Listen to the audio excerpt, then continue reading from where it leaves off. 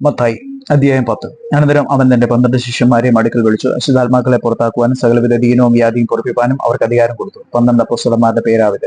ഒന്നാമൻ പത്രോസ് എന്ന പേരുള്ള ശിമോൻ, അവന്റെ സഹോദരൻ അന്ത്രയാസ്, സെബെദിയുടെ മകൻ യാക്കോബ്, അവന്റെ സഹോദരൻ യോഹന്നാൻ, ഫിലിപ്പോസ്, ബർത്തലോമായി, തോമസ് ചുങ്കക്കാരൻ മത്തായി, അൽഫായുടെ മകൻ യാക്കോബ്, തദ്ദായി, ശിമോൻ, യേശുവിനെ കാണിച്ചു കൊടുത്ത ഈസ്കരിയോത്ത യൂദ. ഈ 12 പേരെയും യേശു അയക്കുമ്പോൾ അവരോട് ആജ്ഞാപിച്ചതെന്നാൽ ജാതികളുടെ അടുക്കൽ പോകാതെയും ശമര്യരുടെ പട്ടണത്തിൽ കടക്കാതെയും ഇസ്രായേൽ ഗൃഹത്തിലെ കാണാതെ പോയ ആടുകളുടെ അടുക്കൽ തന്നെ ചെല്ലുവിൻ. നിങ്ങൾ പോകുമ്പോൾ സ്വർഗരാജ്യം സമീപിച്ചിരിക്കുന്നുവെന്ന് ഘോഷിപ്പിൻ. രോഗികളെ സൗഖ്യമാക്കുവിൻ, മരിച്ചവരെ ഉയർപ്പിപ്പിൻ, കുഷ്ഠരോഗികളെ ശുദ്ധമാക്കുവിൻ, ഭൂതങ്ങളെ പുറത്താക്കുവിൻ. സൗജന്യമായി നിങ്ങൾക്ക് ലഭിച്ചു, സൗജന്യമായി കൊടുപ്പിൻ. മടിശീലയിൽ പൊന്നും വെള്ളിയും ചെമ്പും, വടിക്ക് പൊക്കണവും 2 ഉടുപ്പും ചെരുപ്പും വടിയും കരുതരുത്. വേലക്കാരന്റെ ആഹാരത്തിന് യോഗ്യനല്ലോ. ഏത് പട്ടണത്തിലോ ഗ്രാമത്തിലോ കടക്കുമ്പോൾ അവിടെ യോഗ്യൻ ആരെന്ന് അന്വേഷിപ്പിൻ. പുറപ്പെടുവോളം അവിടെ തന്നെ പാർപ്പിൻ. ആ വീട്ടിൽ ചെല്ലുമ്പോൾ അതിന് വന്ദനം പറവിൻ.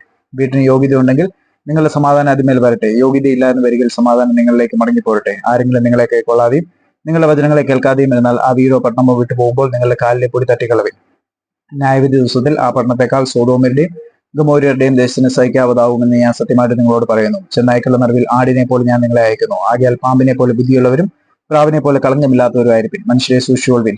അവർ നിങ്ങളെ ന്യായവിധി സഭകളിൽ ഏൽപ്പിക്കുകയും തങ്ങളുടെ പള്ളികളിൽ വെച്ച് ചമ്മട്ടി കൊണ്ട് അടിക്കുകയും എന്റെ നിമിത്തം നാടുവാഴികൾക്കും രാജകുമാർക്കും മുമ്പിൽ കൊണ്ടുപോവുകയും ചെയ്യും. അത് അവർക്കും ജാതികൾക്കും ഒരു സാക്ഷ്യമായിരിക്കും. എന്നാൽ നിങ്ങളെ ഏൽപ്പിക്കുമ്പോൾ എങ്ങനെയോ എന്തോ പറയണ്ടു എന്ന് വിചാരപ്പെടേണ്ട. പറവാനുള്ളത് ആ നാഴികയിൽ തന്നെ നിങ്ങൾക്ക് ലഭിക്കും. പറയുന്നത് നിങ്ങളല്ല, നിങ്ങളിൽ പറയുന്നത് നിങ്ങളുടെ പിതാവിന്റെ ആത്മാവത്രേ. സഹോദരൻ സഹോദരനെയും അപ്പൻ മകനെയും മരണത്തിന് ഏൽപ്പിക്കും. അമ്മയപ്പന്മാർക്കെതിരായി മക്കൾ എഴുന്നേറ്റ് അവരെ കൊല്ലിക്കും. എന്റെ നാമനിമിത്തം എല്ലാവരും നിങ്ങളെ പകയ്ക്കും. അവസാനത്തോളം സഹിച്ചു നിൽക്കുന്നവനെ രക്ഷിക്കപ്പെടും. എന്നാൽ ഒരു പട്ടണത്തിൽ നിങ്ങളെ ഉപദ്രവിച്ചാൽ മറ്റൊന്നിലേക്ക് ഓടിപ്പോകുകയും മനുഷ്യപുത്രം വരുവോളം നിങ്ങൾ ഇസ്രായേൽ പട്ടണങ്ങളെ സഞ്ചരിച്ച് തീരുകയില്ല എന്ന് ഞാൻ സത്യമായിട്ട് നിങ്ങളോട് പറയുന്നു. ശിഷ്യൻ ഗുരുവിന് മീതെയല്ല, ദാസൻ യജമാനു മീതെയുമല്ല. ഗുരുവിനെ പോലെ ആകുന്നത് ശിഷ്യനും മതി, യജമാനെ പോലെ ആകുന്നത് ദാസനും മതി. അവർ വീട്ടുടയവനെ ബേൽസെബൂൽ എന്ന് വിളിച്ചു എങ്കിൽ വീട്ടുകാരെ എത്രയധികം. അതുകൊണ്ട് അവരെ ഭയപ്പെടേണ്ട. മറച്ചു വെച്ചതൊന്നും വെളിപ്പെടാതെയും ഗൂഢമായതൊന്നും അറിയാതെയും ഇരിക്കുകയില്ല. ഞാൻ നേരിട്ട് നിങ്ങളോട് പറയുന്നത് വെളിച്ചത്ത് പറവിൻ. ചെവിയിൽ പറഞ്ഞു കേൾക്കുന്നത് പെരുമുകളിൽ നിന്ന് ഘോഷിപ്പിൻ. ദേഹിയെ കൊല്ലുവാൻ കഴിയാതെ ദേഹത്തെ കൊല്ലുന്നവരെ ഭയപ്പെടേണ്ട.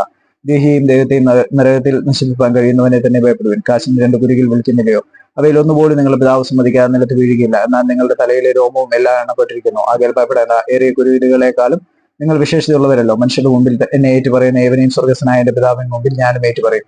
മനുഷ്യരുടെ മുമ്പിൽ എന്നെ തള്ളി പറയുന്നവനെയോ എന്റെ പിതാവിന് മുമ്പിൽ ഞാനും തള്ളി പറയും. ഞാൻ ഭൂമിയിൽ സമാധാനം വരുത്തുവാൻ വന്നു എന്ന് നിരൂപിക്കരുത്. സമാധാനമല്ല, വാളത്രേ വരുത്തുവാൻ ഞാൻ വന്നത്. മനുഷ്യനെ തന്റെ അപ്പനോടും മകളെ അമ്മയോടും മരുമകളെ അമ്മാവിയമ്മയോടും ബന്ധിപ്പിക്കാൻ അത്രേ ഞാൻ വന്നത്. മനുഷ്യന്റെ വീട്ടുകാർ തന്നെ അവന്റെ ശത്രുക്കളാകും. എന്നേക്കാൾ അധികം അപ്പനെയോ അമ്മയോ പ്രിയപ്പെടുന്നവൻ എനിക്ക് യോഗ്യനല്ല. എന്നേക്കാൾ അധികം മകനെയോ മകളെയോ പ്രിയപ്പെടുന്നവൻ എനിക്ക് യോഗ്യനല്ല. തന്റെ ക്രൂശെടുത്ത് എന്നെ അനുഗമിക്കാത്തവനും എനിക്ക് യോഗ്യനല്ല.